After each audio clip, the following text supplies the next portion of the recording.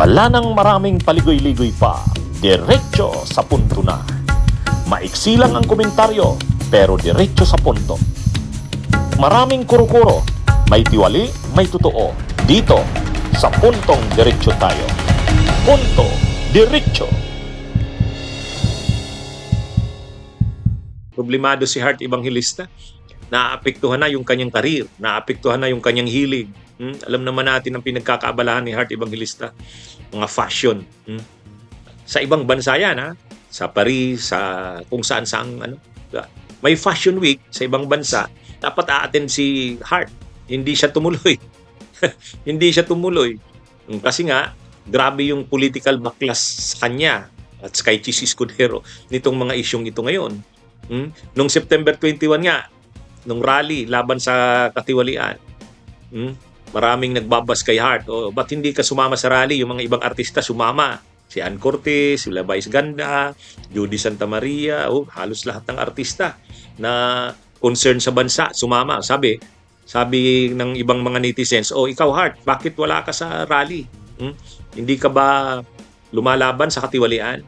Nag-react si Heart Evangelista doon. Sabi ni Heart Evangelista, hindi naman ibig sabihin daw na hindi siya umattend doon sa rally ay hindi siya laban sa katiwalian.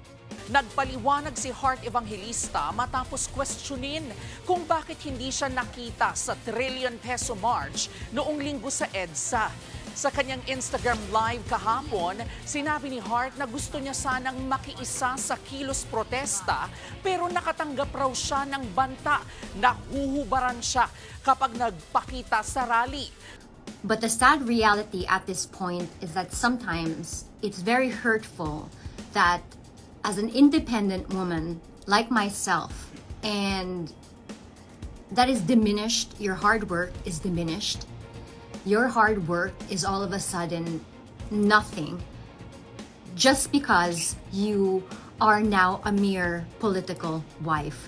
Okay, for the record, since I've been working for a long time, the late Senator Miriam Defensor, who is like a second mother to me, who handled most of my contracts when I was younger, she demanded that I get a prenup with my now husband, which means we have complete separation of assets. What is mine is mine. What's his is his.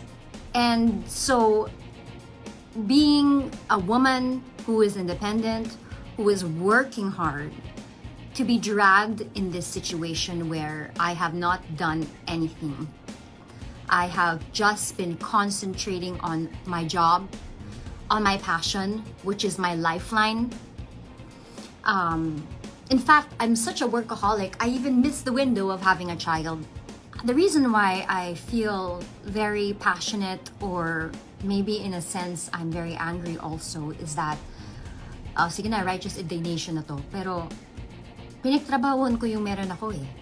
So, I'm done with the depressed side, I'm done with all, walang anxiety because I have to speak. I cannot. People ask me about, why weren't you in the rally? Why wasn't I in the rally?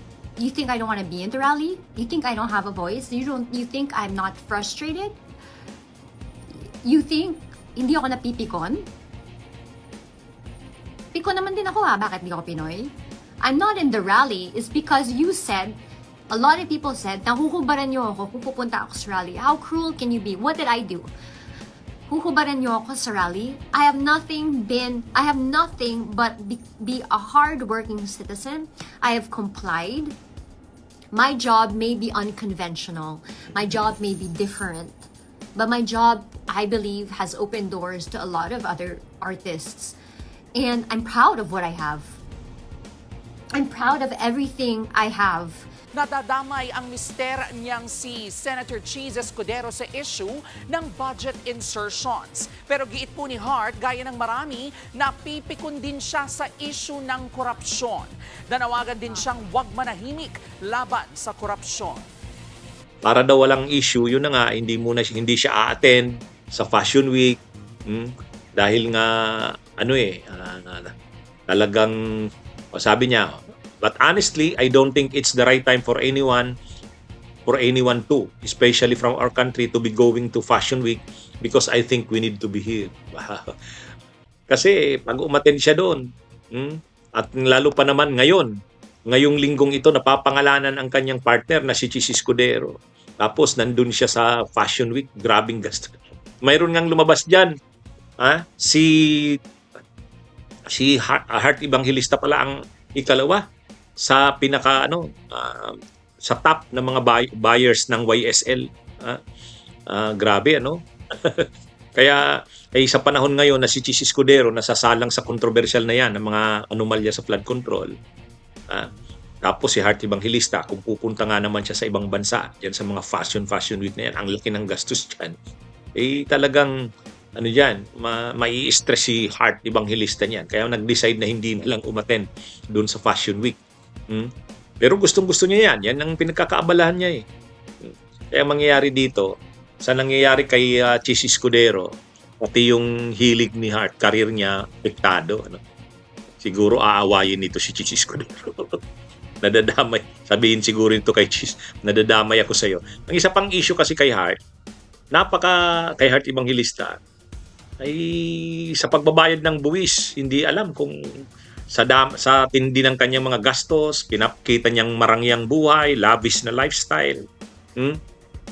Hindi kung nagbabayad ba siya ng tamang buwis. O ang hinahalimbawa kasi si Chris Aquino, talagang nagbabayad ng tamang buwis yun. Number 1 na taxpayer. Yun. O ngayon ang tanong ng netizens, si Heart, asawa yan ng isang public official, si Chis Escudero, nagbabayad ba yan ng tamang buwis? Kaya ang dami ng issue kay Heart, diba?